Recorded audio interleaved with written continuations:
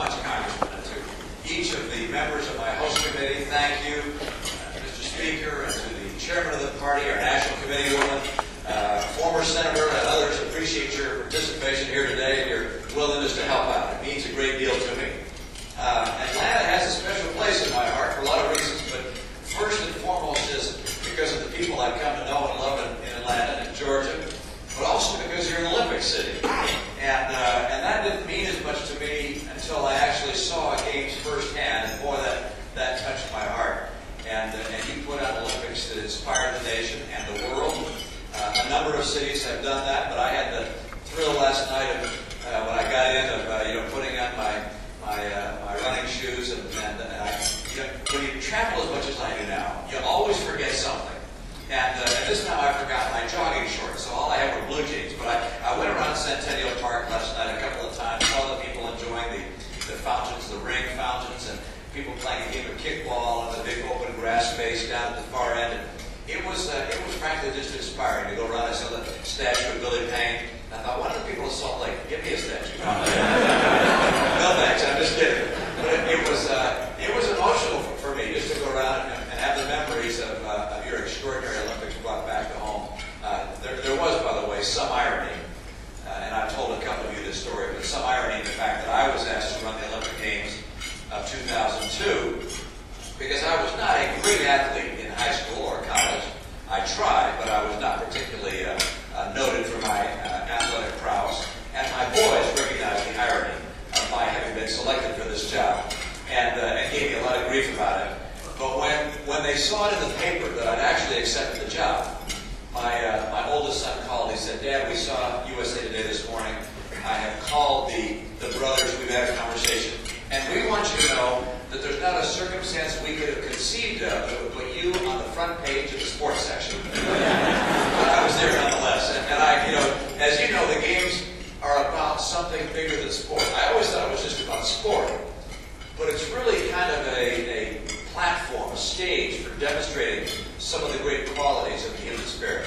And you see enthusiasm and patriotism and sacrifice and determination, and the list goes on and on. These kind of qualities are what makes the Olympic experience so special. So thank you, Atlanta, for hosting the world and also supporting other states that get the chance to do the same. Now, with Joe Rogers here, I also have to tell my other story, which is how much I appreciate the creativity and the diplomacy of the Southern individual. People in the South have a way of saying things like I can't stand you and I hope you rot in hell. That's said by saying, bless your heart.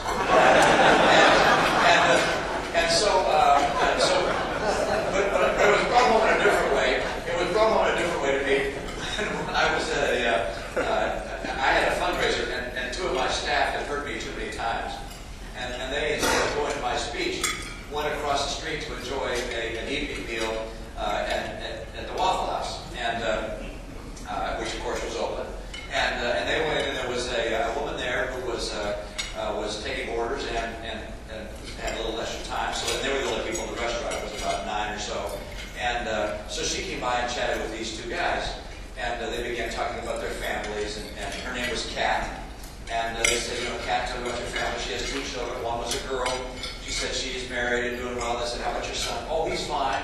They said, what's he doing? She said, well, he works for the government. And they pursued that. Well, what does he do with the government? Well, he makes license plates. Which I thought was a wonderful Southern turn of phrase, being in the big house. So it is fun to be in a place where people are most gentle with their choice of words. Now, when I first made my first trip here, I'm trying to think, Jamie and Fred and Ross and some of you guys,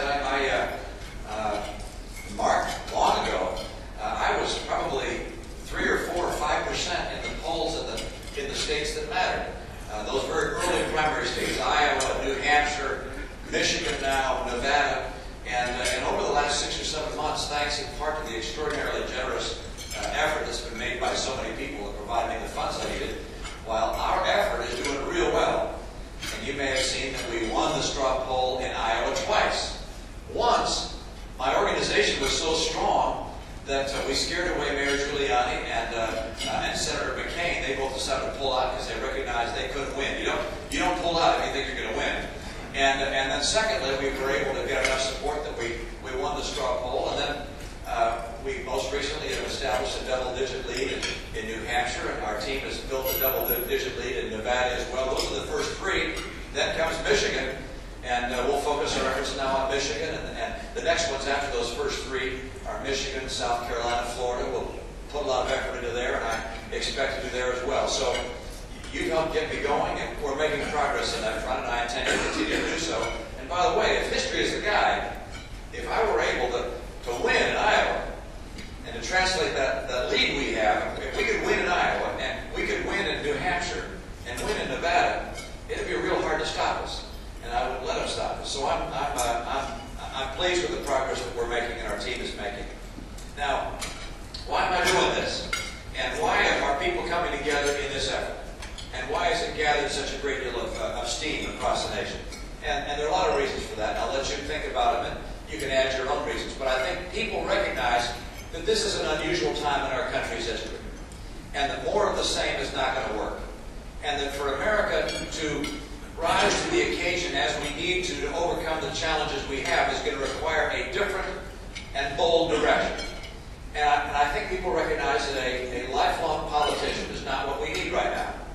That instead we need people who will bring folks from the private sector and the public sector to come together to take on some of the challenges we've got. I find it interesting that as you look at the challenges we have, that the people on the Democratic side bring an unusual skill set. All of them, of the leaders, have all been lifelong Pols, working in Washington. Well, they may have had some experience suing people, but before they did that, since they did that, they were working in Washington. And you think about the government of the United States, it is the largest enterprise in the world. Not a business, of course, but a kind of business. It's an enterprise. It has millions of employees, trillions of dollars in revenue. And the three people running for president on the Democratic side have never run a corner store, let alone run a government. And yet they want to run the largest enterprise in the world. The presidency is not an internship. It is helpful to have had leadership and management experience, and to know how to bring great people together, and to get people to work as a team, and to have a give and take, and how to make decisions based upon analysis and data, and how to set strategies, and then how to benchmark whether they're working or not. That's a skill which we need in Washington. And I believe that's one of the reasons we're seeing the kind of progress we've seen in my campaign. The other is something I mentioned to a group of friends last night that I was meeting with, and a couple of you were there. And that is that I think people recognize that this is a critical time for our country. I call it an inflection point in American history. I believe there have been in our history inflection points where the course of America's culture, military strategy, economic vitality, where it's changed. And I think we're at that kind of a point. Obviously, the Revolutionary War would have been one of those times we threw off Great Britain. We changed the relationship between the citizen and the state. During the revolutionary times, it had always been viewed that the king was endowed by the Creator with divine rights, and that the citizen was the servant. And we flipped that. We said, no, God gave to humankind certain inalienable rights. The human being, the citizen, became the sovereign, and the king or the state became the servant. And so the world changed, America changed. We became a nation of opportunity, individual responsibility, freedom, personal freedom. That was an inflection